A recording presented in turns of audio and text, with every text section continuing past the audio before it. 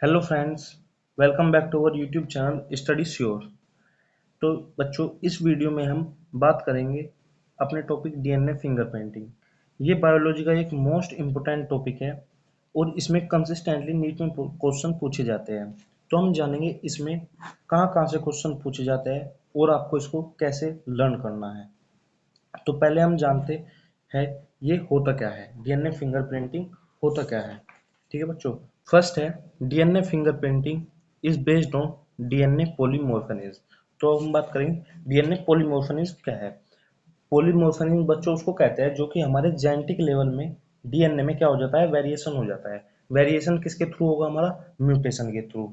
ठीक है, किसके थ्रू होगा, म्यूटेशन के थ्रू। अगर जैसे हमारा ये डीएनए है, ठीक है, इसके एक न्यूक्लियोटाइड में क्या हुआ, चेंज हुआ। एक न्यूक्लियोटाइड में चेंज हुआ, उसको कहेंगे हम SNP। SNP की फुल फॉर्म क्या है, सिंगल न्यूक्लियोटाइड पॉलीमॉर्फिज्म, SNPS। ठीक है, और इसके पूरे प्रोसेस को कहेंगे हम बच्चों म्यूटेशन। ठीक है, ये भी दो पार्ट में डिवाइड होता है। कोई डीएनए है हमारे पास, ये डीएनए है, इसके सिंगल न्यूक्लियोटाइड में चेंज हुआ, उसको कहेंगे हम SNP, सिंगल न्यूक्लियोटाइड पॉलीमॉर्फिज्म। और इस पूरे प्रोसेस को, क्योंकि जो SNP हुआ है ये क्या करेगा, हमारा म्यूटेशन हुआ ना ये, इस पूरे प्रोसेस को कहेंगे हम म्यूटेशन। म्यूटेशन की वजह से बच्चों दो इंडिविजुअल के डीएनए में डिफरेंस होता है। ठीक है, क्या होता है, म्यूटेशन की वजह से ही दो इंडिविजुअल्स के डीएनए में क्या होता है, डिफरेंस होता है। और क्या है, डीएनए में डिफरेंस होना जरूरी है, नहीं जरूरी है। डीएनए में डिफरेंस बच्चों हर इंडिविजुअल्स के होता है। अगर कोई भी दो ह्यूमंस है या दो इंडिविजुअल है तो उनके डीएनए में जो डिफरेंस होगा। फिर नेक्स्ट पॉइंट क्या है हमारा, polymorphism, small variation in DNA sequence. बहुत थोड़ा सा डिफरेंस होगा। कितना वेरिएशन होगा बच्चों, जो दो ह्यूमंस है उनके 99.9% डीएनए क्या होता है, सेम होता है। इसको क्या कहते हैं, बल्क डीएनए। 99.9% डीएनए को क्या कहते हैं, बल्क डीएनए कहते हैं। और 0.1% डीएनए, कितना, 0.1% डीएनए का दो इंडिविजुअल में क्या होता है, डिफरेंस होता है, उसको क्या कहते हैं, सैटेलाइट डीएनए कहते हैं बच्चों। डीएनए में 0.1% वाला ही कहाँ पे मिलेगा हमें, जैसे डीएनए के दो स्ट्रैंड होते हैं, सबको पता है, एक कोडिंग एक नॉन कोडिंग। तो ये कहाँ पे, इसकी 0.1% की मिलने के चांस कहाँ पे, हमारे नॉन कोडिंग स्ट्रैंड पे। क्योंकि बच्चों अब अगर मैं आपको डिटेल में समझाऊं क्यों 0.1% डीएनए नॉन कोडिंग स्ट्रैंड पे मिलने के चांस है। जैसे ये कोडिंग है, ये नॉन कोडिंग है। जो हमारा कोडिंग स्ट्रैंड है ये क्या बनाता है, प्रोटीन। और जो नॉन कोडिंग स्ट्रैंड है ये प्रोटीन नहीं बनाता। अगर इसमें क्या हुआ, म्यूटेशन हुआ और किसी वजह से प्रोटीन ना बना, तो उस ऑर्गेनिज्म की हो जाएगी बच्चों डेथ। ये क्या है, नॉन कोडिंग। ठीक है, इसमें म्यूटेशन हुआ, इसका कोई भी वर्ग नहीं है, इसमें म्यूटेशन हुआ तो ये क्या हुआ, जर्म सेल में वो हुआ म्यूटेशन, तो वो क्या हुआ, अगली जनरेशन में पास आउट हो गया। अगली जनरेशन में पास आउट हुआ तो वो क्या हुआ, एक स्मॉल वेरिएशन हो गया, किसमें, नॉन कोडिंग स्टैंड में। और इस ऑर्गेनिज्म की जो हेल्थ है उस पर कोई भी इफेक्ट नहीं पड़ने का इसका। ठीक है बच्चों, तो इसलिए कहते हैं जो नॉन कोडिंग स्टैंड होता है उस पर SNP या दो डिफरेंस मिलने के चांसेस ज्यादा है, वेरिएशन मिलने के चांसेस ज़्यादा है। हमको डीएनए फिंगरप्रिंटिंग में दो इंडिविजुअल में डिफरेंस पता करना होता है बच्चों, जैसे मैंने आपको अगर बताया है। तो ये डिफरेंस डीएनए से पता लगेगा। ठीक है, और उसमें भी डीएनए के नॉन कोडिंग स्ट्रैंड से पता चलने की चांस बहुत ज़्यादा है। ठीक है, ये वो डीएनए होता है जिसमें म्यूटेशन रिजेक्ट नहीं होती, और ये जर्म सेल में होती है। ठीक है, या फिर रिप्रोडक्टिव सेल में भी हो सकती है, पर उसके चांस क्या, जर्म सेल को ही क्या कहते हैं, रिप्रोडक्टिव सेल कहते हैं। ठीक है बच्चों, फिर आई पॉलीमॉर्फिज्म। पॉलीमॉर्फिज्म क्या था, पॉलीमॉर्फिज्म को अगर हम सिंगल वर्ड में कहेंगे क्या है, जेनेटिक लेवल वेरिएशन है। जेनेटिक लेवल है, हमारे पेरेंट्स से हम में आई है, उनका कोई डीएनए था उसमें म्यूटेशन हुआ और वे क्या हुआ, हमारे में वेरिएशन हुआ। एक न्यूक्लियोटाइड में चेंज हुआ तो उसको कहेंगे हम SNP। ठीक है, सिंगल न्यूक्लियोटाइड पॉलीमॉर्फिज्म। और उस प्रोसेस को कहेंगे हम म्यूटेशन। म्यूटेशन की वजह से ही दो इंडिविजुअल में डिफरेंस होता है।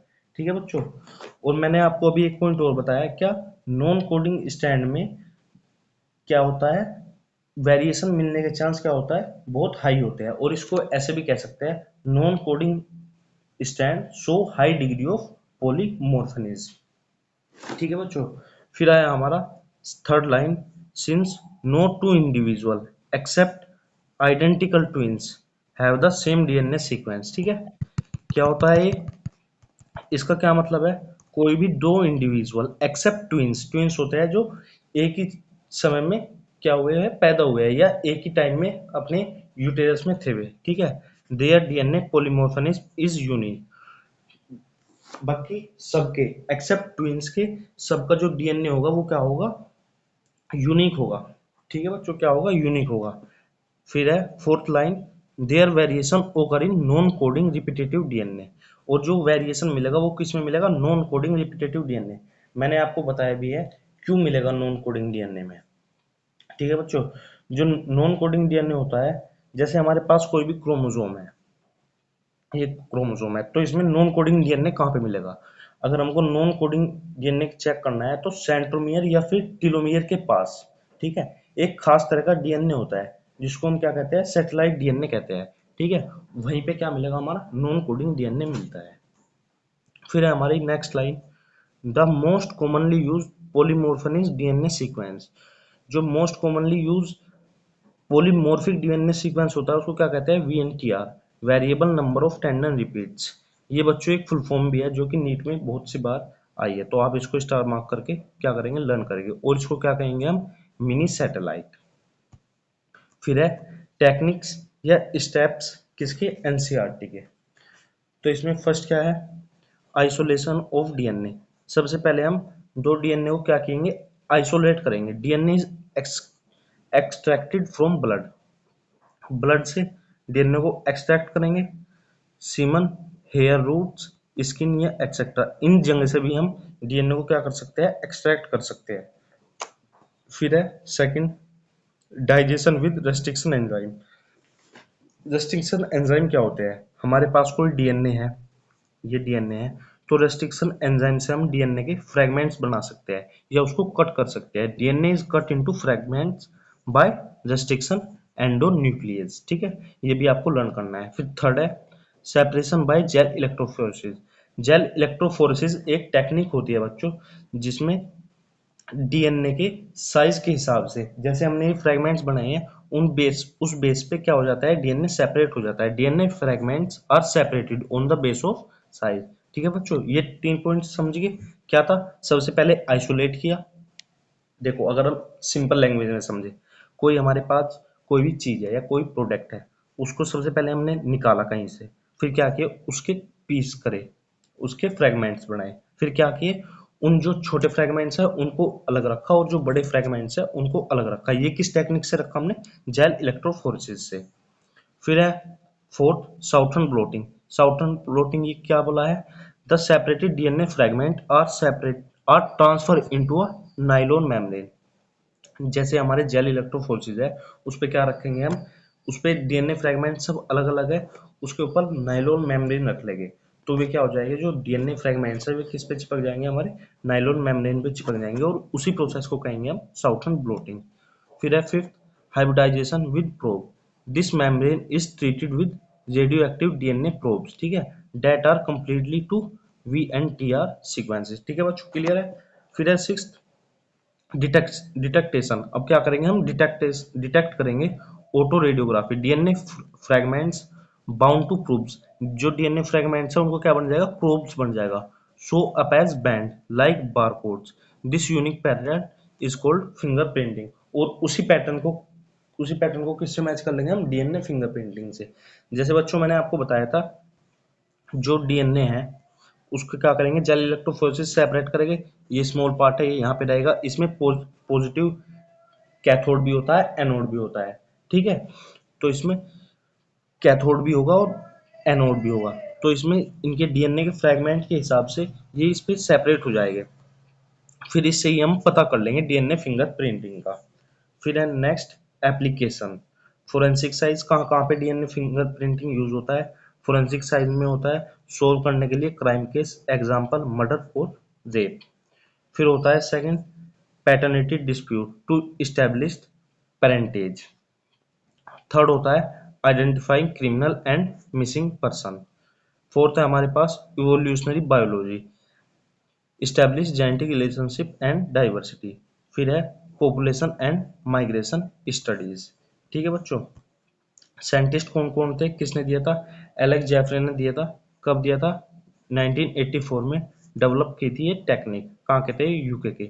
और इंडिया के थे standard and popularised by doctor Lalji Singh, called the father of DNA fingerprinting in India. ठीक है बच्चों। तो ये क्या है, इसकी समरी है। डीएनए फिंगरप्रिंटिंग क्या है? एक पावरफुल टूल है जो कि बेस्ड है डीएनए पॉलीमॉर्फिज्म पे। It relieve on VNTR sequence that are different in every individuals. ठीक है। जो वीएनटीआर है ये क्या है, एवरी इंडिविजुअल्स में क्या होता है, डिफरेंट होता है। यूजफुल है कहाँ पे? फोरेंसिक साइंस में, पैटर्निटी टेस्टिंग में, और क्या है, इवोल्यूशनरी स्टडी में। ठीक है बच्चों। तो मैंने जैसे आपको बताया था, क्या होता है, ह्यूमंस के अंदर कितने बेस पेयर होते हैं? 3 × 10⁻⁹ बेस पेयर्स होते हैं। ठीक है। 10 की पावर क्या है? 9 है। 3 × 10⁻⁹। तो इसमें 99.9% डीएनए क्या होता है हमारा? सेम होता है। और 0.1% डीएनए क्या होता है? डिफरेंट होता है। तो अगर हम 3 × 10⁻⁹ का 0.1% निकालेंगे तो ये कितना लिख रहेगा हमारा? 3 × 10⁻⁶ बेस पेयर। ठीक है। ये इतने डीएनए के बेस पेयर्स है जो कि पर ह्यूमंस क्या है, डिफरेंट है। तो ये बच्चों बहुत बड़ा नंबर है जिससे कि इजिली हमको डिफरेंस पता लग जाता है। ठीक है। बाय द सीक्वेंस, ये ऐसा सीक्वेंस है बच्चों जो कि डिफरेंस पता करता है दो इंडिविजुअल के बीच में। ठीक है। और इससे हम कंपेयर कर लेते हैं दो इंडिविजुअल्स का। ठीक है बच्चों। तो ये थे सब डीएनए फिंगरप्रिंटिंग जो कि इम्पोर्टेंट है आपके लिए नीट एग्जाम के लिए। ठीक है बच्चों। Thank you. Have nice day.